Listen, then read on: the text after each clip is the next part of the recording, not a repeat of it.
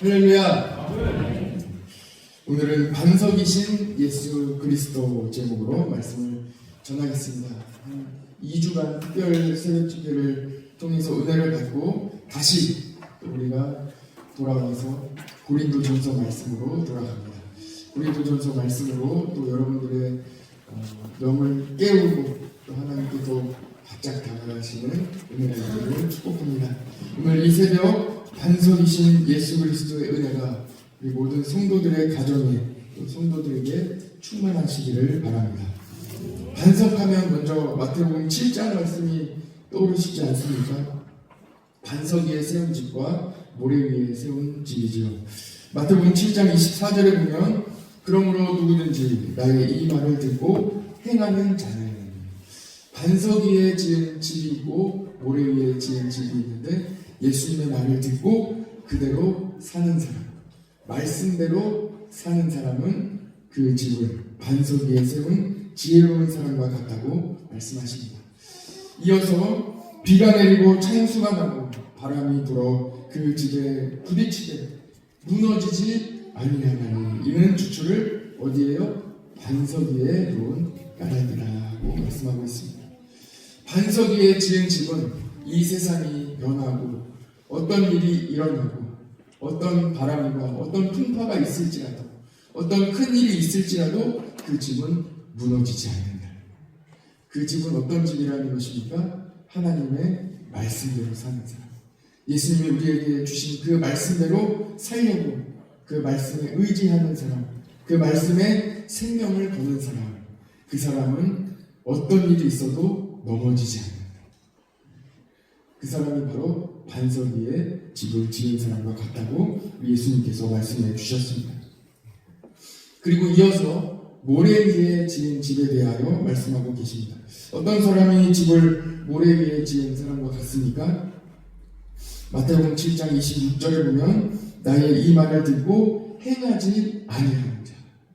말씀은 다 듣는데 그 말씀대로 살아가지 않는 사람은 모래 위에 집을 지은 사람과 같다고 말씀하시며 어리석은 사람 같다 이렇게 말씀하십니다. 27절에 보면 비가 내리고 창수가 나고 바람이 불어 그 집에 부딪히되 무너져 그 무너짐이 심하니라고 말씀하고 있습니다. 우리가 반석 위에 집을 지으려면 어떻게 어디에 반석 위에 집을 짓느냐 여러분 어떻게 하면 된다고요? 말씀을 소중하게 여기고 말씀대로 살아가면 되는 것입니다. 말씀에 의지하는 것이 바로 반석 위에 집을 지은 사람과 같습니다. 오늘 본문의 말씀으로 다시 돌아가 보겠습니다. 오늘 말씀에 4절 말씀을 같이 보시죠. 오늘 말씀 4절 같이 한번 읽어보겠습니다. 시작.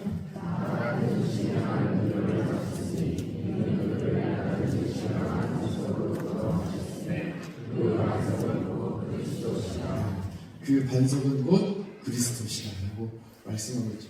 같이 한번 저를 따라서 같이 해볼까요? 반석은 그리스도시라. 잘 이어지는 거예요. 반석은 그리스도신데 우리가 반석 위에 집을 지으려면 어떻게 해야 되느냐? 예수님께서 마태복음 7장에 말씀하셨죠. 말씀대로 사는 사람이 바로 그 집을 반석 위에 지은 사람이다. 이스라엘 백성들은 출애굽하여 광야에서 신령한 음식을 먹었습니다. 오늘 본문의 말씀에 신령한 음식을 먹었다고 말씀하고 있는데 그 신령한 음식이 무엇입니까? 만나.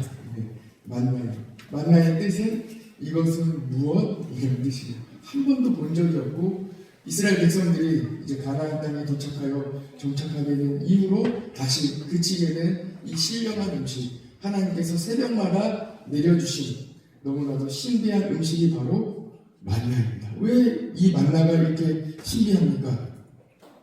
하나님께서 내려주셨기 때문인데요.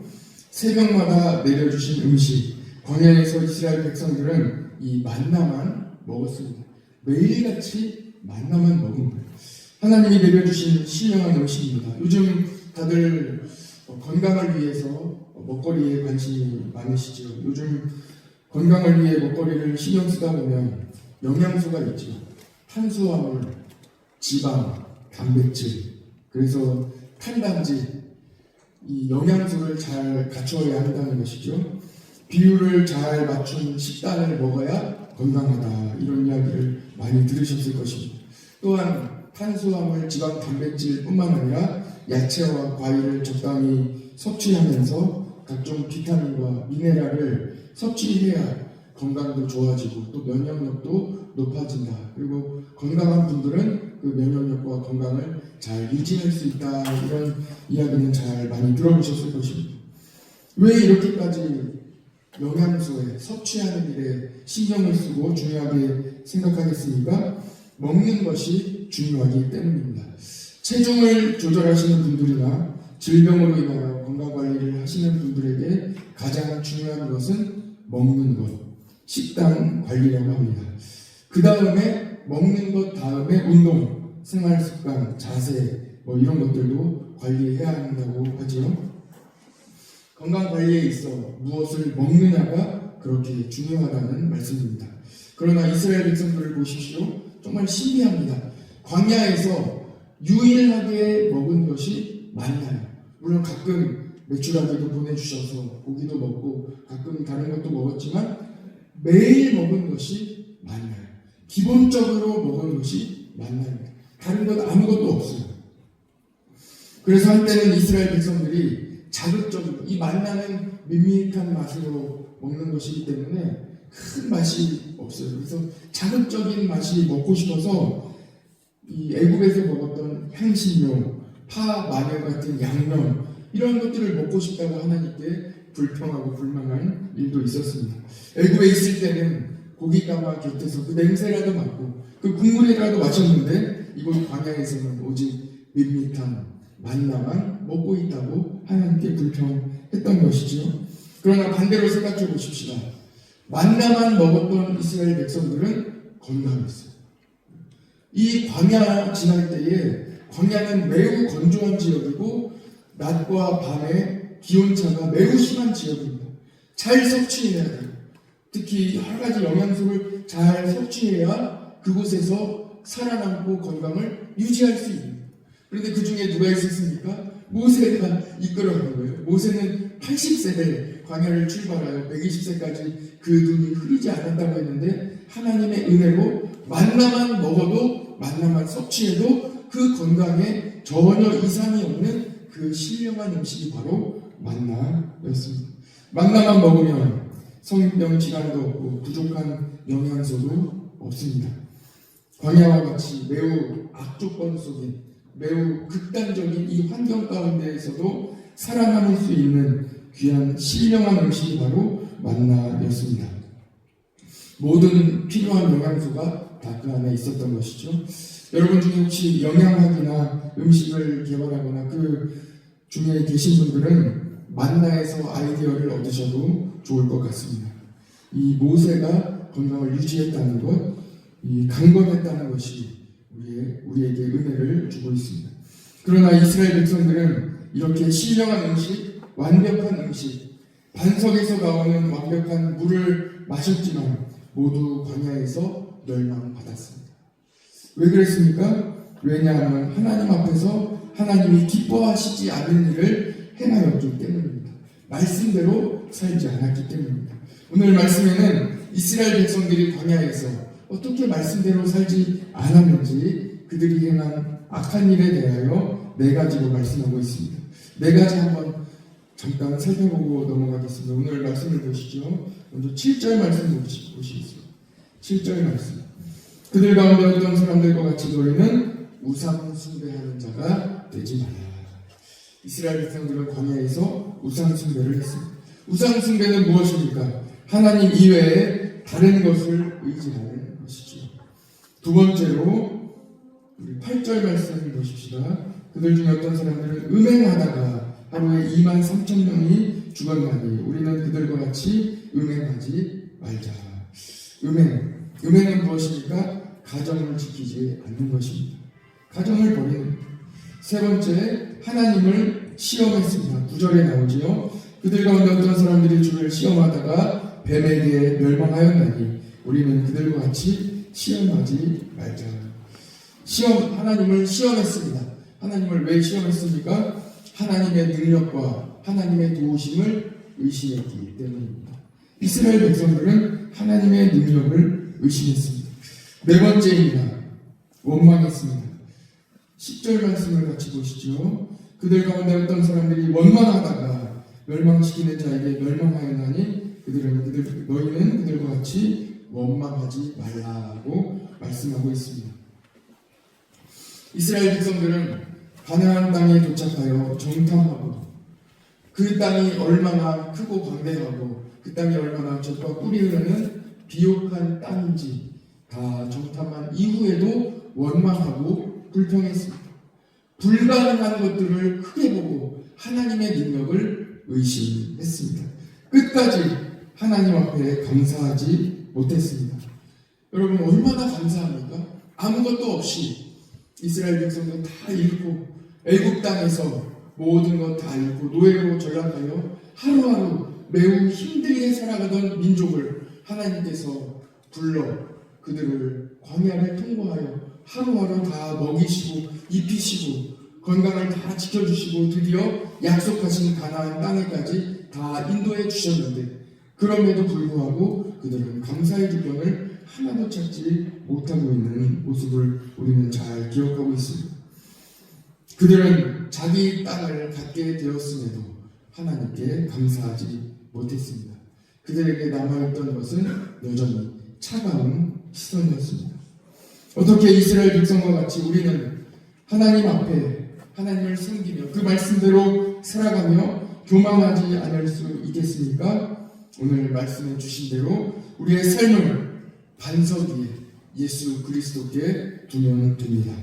가장 먼저 살펴본 마태복음 7장의 말씀과 같이 예수님께서 직접 반석에 대하여 말씀하신 그 말씀대로 우리의 삶을 말씀 위에 반석 위에 두시기를 바랍니다. 오늘도 예수님의 말씀대로 사는 사람, 그 말씀에 생명을 거는 사람, 그 말씀에 능력이 있다고 믿고 그 말씀대로 살아가는 우리 성도들에게 하나님께서 지혜로운 사람과 같이 그 집을 반석 위에 세워둔 집이 될 줄 믿습니다. 오늘 고린도전서 말씀은 고린도 교인에게 주시는 말씀입니다. 예수님 믿지 않는 사람들에게 복음을 전하게 하신 그 이방인들에게 전하신 말씀이 아니라 예수님을 믿는 사람들, 믿음 위에 서 있는 사람들에게 주신 말씀임을 기억해 보시기 바랍니다. 교인들에게 예수님이 반석이라고 말씀하고 있는 거예요. 어찌 보면 너무나도 당연한 말씀인 것 같습니다. 모든 성도는 당연히 예수님을 반석으로 삼아 살아가는 사람이겠지요. 그러나 오늘 고린도전서 말씀을 보면 그렇지 않다는 것입니다. 모든 성도가 모든 교인이 그 삶을 반석이신 예수 그리스도께 두고 살아가고 있지 않다고 말씀하고 있습니다. 교인임에도 예수님을 반석으로 두고 살지 않다는 것입니다. 예수님 한 분으로 만족하지 못한다는 것이지요. 예수님 말고 다른 것을 조금 더 의지하고 있다는 것입니다. 광야로 들어간 백성들을 보십시오. 이스라엘 백성들이 오직 하나님만 의지하여 광야교회로 들어갔지만 그들은 우상 숭배하고 음행하고 하나님의 능력을 믿지 못하고 의심하고 그들은 끝까지 원망하고 불평했습니다. 이스라엘 백성들만 그러했을까요? 고린도 교회 성도들도 그러했고 고린도 교회 성도들만 그러했겠습니까? 우리들도 마찬가지라는 말씀입니다. 그러므로 12절에 이렇게 말씀하십니다. 오늘 12절의 말씀 같이 한번 읽어봅시다. 시작. 그런 줄 선줄로 생각하는 자는 넘어질까 조심하라. 오직 예수님만 의지하면서 겸손하게 선줄로 생각하지 말고 오늘도 나는 부족한 자임을 하나님 앞에 고백하며 하나님께서 오늘도 나를 도와주셔야 하나님께서 나를 오늘 인도해 주셔야 하나님의 은혜가 아니면 나는 오늘 하루도 살 수 없다고 고백하며 믿음으로 나아가시기를 축복합니다. 내 뜻과 내 의지가 아닌 오직 예수님의 능력으로 살려고 말씀대로 살려고 노력할 때 오늘도 우리는 반석 위에 집을 지어 간다는 것입니다. 에베소서 2장 22절에 보면 너희도 성령 안에서 하나님이 거하실 처소가 되기 위하여 그리스도 예수 안에서 함께 지어져 가느니라 하고 말씀하고 있습니다. 예수님을 반석으로 두고 그 위에 집을 잘 지어가시기를 바랍니다. 오늘 하루 반석이신 예수님을 근본적으로 내 마음에 의지하고 있는지, 예수님만 의지하고 있는지, 다른 것보다 더 예수님을 의지하고 있는지 생각해 보시기 바랍니다. 정말 예수님 한 분이면 되는지 한번 점검해 보시기 바랍니다. 예수님의 이름으로 기도하면 된다고 생각하고 있는지, 그리고 그 믿음으로 기도하고 있는지 점검해 보시기 바랍니다. 지난 주간의 특별 새벽집회 때 말씀을 소중하게 여기고 말씀의 반석 위에 서 있어야 이 시대를 이길 수 있다고 말씀 나누었습니다. 이 시대에 특별히 사탄의 공격이 말씀으로 오고 있습니다. 말씀의 검, 여러분들의 이 능력이 어디로부터 오는지 말씀으로부터 온다는 이 오늘의 말씀을 잘 기억하시고 말씀대로 살아가시는 능력의 하루 되시기를 간절히 축복합니다. 여러분, 기도하면 됩니다. 왜 기도하면 됩니까? 예수님께서 그렇게 말씀하셨기 때문입니다. 기도하면 됩니다. 오늘도 기도로 나아갑시다. 저는 한 비전을 가지고 있습니다. 우리가 우리의 능력으로 되지 않는 수많은 분야들이 있는데 그 중에 하나가 자녀들입니다. 가정입니다. 그래서 우리 함께 모여 기도했으면 좋겠습니다. 가정을 위한 기도, 자녀를 위한 기도를 만들어 기도하고 싶습니다. 근데 기도할 때 어떻게 기도하고 싶냐면 마지막으로는 통성으로 기도하지만 우리가 다 기도 제목을 적어내는 거예요.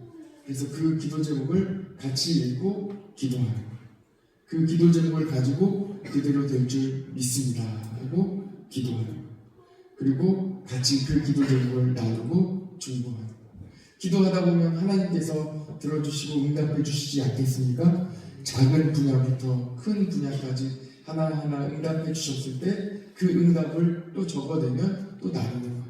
하나님께서 이렇게 응답해 주셨습니다 하고 나누는 거예요. 그리고 마지막으로 뜨겁게 통성으로 기도하고 마치는 이런 기도를 위하여 꼼꼼히 막 기도하고 있습니다. 여러분들도 함께 기도해 주시면 감사하겠습니다.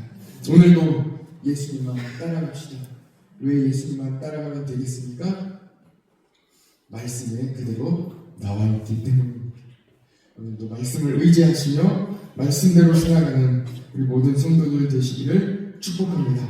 같이 기도하겠습니다. 하나님 아버지 감사합니다. 오늘도 말씀을 의지하여 새벽을 깨우며 말씀을 의지하여 또한 이렇게 주님의 말씀을 나누었습니다. 손줄로 생각하지 않고 오직 하나님만 의지하는 오늘 복된 하루 되게 하여 주옵소서.